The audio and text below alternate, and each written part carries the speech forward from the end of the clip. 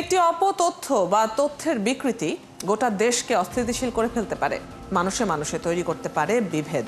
তাই জাতীয় স্বার্থেই প্রতিটি অপতথ্যের বিপরীতে প্রয়োজন সঠিক তথ্য তুলে ধরা। সেই কাজটি করতে এসেছি আমি রুবাইয়াত অদিতি।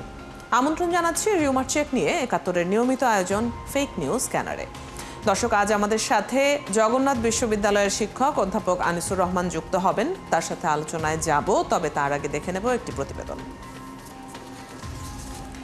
সম্প্রতি পুলিশ ও সেনাবাহিনীর হাতে প্রবাসী অনলাইন অ্যাক্টিভিস্ট পিনাকি ভট্টাচার্যের ছোট ছেলে আটক হয়েছে দাবিতে সামাজিক যোগাযোগ মাধ্যমে একটি ভিডিও প্রচার করা হয়েছে।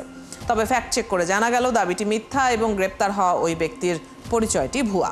আবার চট্টগ্রাম বিশ্ববিদ্যালয় ক্যাম্পাস সংলগ্ন জোবরা গ্রামের বাসিন্দাদের সঙ্গে শিক্ষার্থীদের সংঘর্ষ হওয়ার পর কতিপয় অনলাইন ভিত্তিক সংবাদ মাধ্যম ও সামাজিক যোগাযোগ মাধ্যমে একটি শিশুর ছবি সংযুক্ত করে প্রচার করা হয়েছে। ছবিতে শিবিরের গুলিতে শিশু ইফতি নিহত।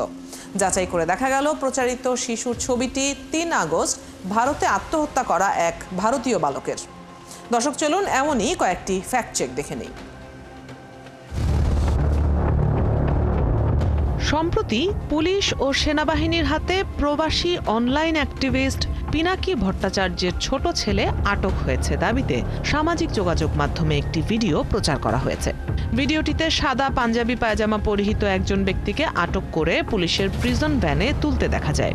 রিউমার স্ক্যানার টিমের অনুসন্ধানে জানা যায় ওই ব্যক্তির পরিচয় ভুয়া। প্রকৃতপক্ষে রাজশাহী মহানগর অস্ত্র ও বিস্ফোরক সহ গ্রেপ্তারের ভিডিওকে আলোচিত দাবিতে প্রচার করা হয়েছে। ওদিকে গত ৩০ আগস্ট দিবাগত রাত 12:30 থেকে রোববার বেলা ৩টা পর্যন্ত দফায় দফায় চট্টগ্রাম বিশ্ববিদ্যালয় ক্যাম্পাস সংলগ্ন জোবরা গ্রামের বাসিন্দাদের সঙ্গে শিক্ষার্থীদের সংঘর্ষ হয়। এতে দুই পক্ষের অন্তত ২২০ জন আহত হয়েছেন।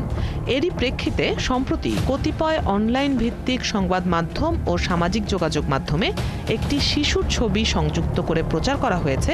ছবিতে শিবিরের গুলিতে শিশু ইফতি নিহত। অনুসন্ধানে জানা যায় সংঘর্ষে অনেকে আহত হলেও এই প্রতিবেদনটি প্রকাশ হওয়া অবধি কেউই নিহত হননি। এছাড়া আলোচিত দাবিতে প্রচারিত শিশুর ছবিটি আথারভা গোপাল তায়েড়ে নামের ভারতের মহারাষ্ট্রের 16 বছর বয়সী এক বালকের, যে গত ৩ আগস্ট ভারতে আত্মহত্যা করে। অপরদিকে সামাজিক যোগাযোগ মাধ্যমে এক ব্যক্তির একটি ভিডিও প্রচার করে দাবি করা হয় যে তিনি এই ভিডিওতে তার বক্তব্যে হিন্দুদের হুমকি দিয়েছেন। রিউমার স্ক্যান করার পর জানা যায় ভিডিওতে বক্তব্য দেয়া এই ব্যক্তি ছাত্র জনতার অভ্যুত্থানে গুলিতে এক চোখ হারানো সাইফুদ্দিন মোহাম্মদ এমদাদ। তিনি এই ভিডিওতে হিন্দুদের দেশ ত্যাগের আলটিমেটাম দেননি, বরং এমদাদের এক সপ্তাহের আলটিমেটাম সংক্রান্ত বক্তব্যটি তিনি গণ অভ্যুত্থানের সময় শিক্ষার্থীদের ওপর হামলা চালানো মানুষদের উদ্দেশ্যে দিয়েছিলেন। এর সাথে দেশের হিন্দু সম্প্রদায়ের দেশ ছাড়ার হুমকির কোনো সম্পর্ক নেই। চট্টগ্রামের সিআরবিতে বিকিরণ চট্টগ্রাম মহানগর কর্তৃক আয়োজিত জুলাই বিপ্লবের শহীদ পরিবার ও যোদ্ধাদের নিয়ে স্মৃতিচারণ ও সাংস্কৃতিক সন্ধ্যায় সাইফুদ্দিন মোহাম্মদ এমদাদের এই বক্তব্য দেন। এখানেই শেষ নয়। গত 29 আগস্ট নেত্রকোনায় যুবলীগ নেতাকে বাসায় না পেয়ে 9 বছরের শিশু সন্তানকে গাছে ঝুলিয়ে হত্যা ক্যাপশনে একটি ভিডিও সামাজিক যোগাযোগ মাধ্যমে প্রচার করা হয়েছে। পরে জানা যায় প্রচারিত ভিডিওতে থাকা শিশুটি যুবলীগ নেতার সন্তান নয়। মৃত আরাফাতের পিতার নাম হেলাল মিয়া। তার যুবলীগ রাজনীতির সাথে সম্পৃক্ত থাকার কোনো প্রমাণ পাওয়া যায়নি। দর্শক, আজকের ফ্যাক্ট চেক বিশ্লেষণ করে দেখা গেল গুজব আর অপতথ্যের টার্গেটে রাজনৈতিক দল ও দলীয় নেতারা রয়েছেন সবচেয়ে বেশি। আছে ধর্মীয় সংবেদনশীল ইস্যুও। শিরোনাম বদলে দিয়ে উস্কানিমূলক ক্যাপশনে ছড়িয়ে দেয়া হচ্ছে পুরনো ভিডিও। পোস্টগুলো করা হচ্ছে ধারাবাহিকভাবে এবং ফেক প্রোফাইল থেকে। রুবাইয়াত অদিতি, একাত্তর। দর্শক, আগেই জানিয়েছি আজ আমাদের সাথে জগন্নাথ বিশ্ববিদ্যালয়ের শিক্ষক অধ্যাপক আনিসুর রহমান যুক্ত আছেন। টেলিফোনে তিনি যুক্ত হচ্ছেন আমাদের সাথে, তার সাথে কথা বলে নেব। আপনাকে স্বাগত জানাচ্ছি একাত্তরে। একটি প্রতিবেদন আমরা দেখছিলাম এবং এই প্রতিবেদনের বাইরেও আমরা আসলে প্রতিদিনই নানা ধরনের গুজব ছড়িয়ে পড়তে দেখছি। তার অধিকাংশই রাজনৈতিক, বিশেষ করে রাজনৈতিক পট পরিবর্তনের পর গুজবের পরিমাণ বেড়েছে। সামনে নির্বাচন, সেটি ঘিরেও নানান ধরনের গুজব। পাশাপাশি আমরা দেখতে পাচ্ছি সামাজিক এবং ধর্মীয় নানা ইস্যুতেও গুজব ছড়িয়ে পড়তে। আপনার একটু মতামত জানবো যে সামনের আমাদের সামাজিক কিংবা রাজনৈতিক যে সময় আসতে যাচ্ছে, সেখানে কি ধরনের প্রভাব পড়বে এই অপতথ্যগুলোর?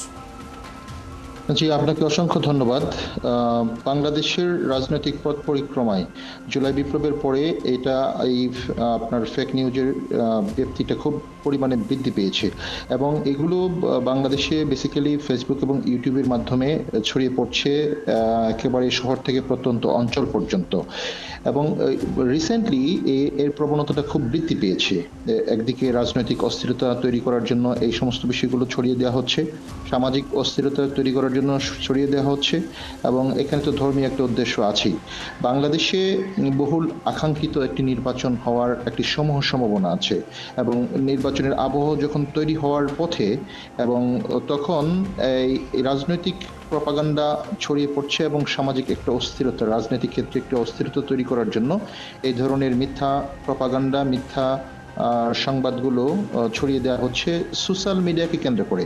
বাংলাদেশের মেইনস্ট্রিম মিডিয়া কিন্তু না, এগুলো সোশ্যাল মিডিয়া, ফেসবুক এবং ইউটিউবের মধ্যে দিয়ে বেশ কিছু অ্যাক্টিভিস্ট বা বেশ কিছু গ্রুপ সক্রিয় হয়ে উঠেছে এবং এতে জনগণের মধ্যে সচেতনতা বৃদ্ধি যদি না হয় তাহলে কিন্তু একটা সামাজিক অস্থিরতা এবং রাজনৈতিক অস্থিরতা তৈরি করার একটা ব্যাপক সম্ভাবনা তৈরি হবে।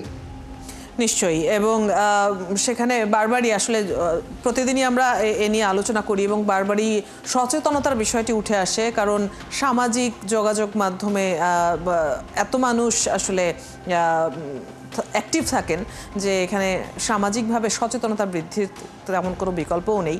আপনাকে অনেক ধন্যবাদ। আমাদের আসলে সময় স্বল্পতার জন্য আপনাকে খুব অল্প সময় আমরা দিতে পারলাম। আমরা নিশ্চয়ই ভবিষ্যতে আলোচনা করব এই বিষয় নিয়ে আপনার সাথে আরও। দর্শক, আমাদের সাথে জগন্নাথ বিশ্ববিদ্যালয়ের শিক্ষক অধ্যাপক আনিসুর রহমান যুক্ত ছিলেন এতক্ষণ। আপনারা আছেন ফ্যাক্ট চেক নিয়ে একাত্তরের নিয়মিত আয়োজন ফেক নিউজ স্ক্যানারে। প্রতিদিন আমরা রিউমার দূর করতে হাজির হব ঠিক একই সময়ে একইভাবে। আপনারাও যুক্ত হতে পারেন। যে কোনো খবর যদি আপনাকে সংশয়ে ফেলে সেটির একটি স্ক্রিনশট আমাদেরকে মেইল করতে পারেন fns.71tv@gmail.com অথবা ফেসবুকে যোগাযোগ করুন www.facebook/fakenewsscanner। আমরা সেই তথ্যের ফ্যাক্ট চেক করে আপনাদের জানাবো। চটকদার শিরোনাম দেখেই ক্লিক করবেন না। বিশ্বাস আর প্রতিক্রিয়া জানানোর আগে ফ্যাক্ট চেক করুন। থাকুন একাত্তরের সাথে।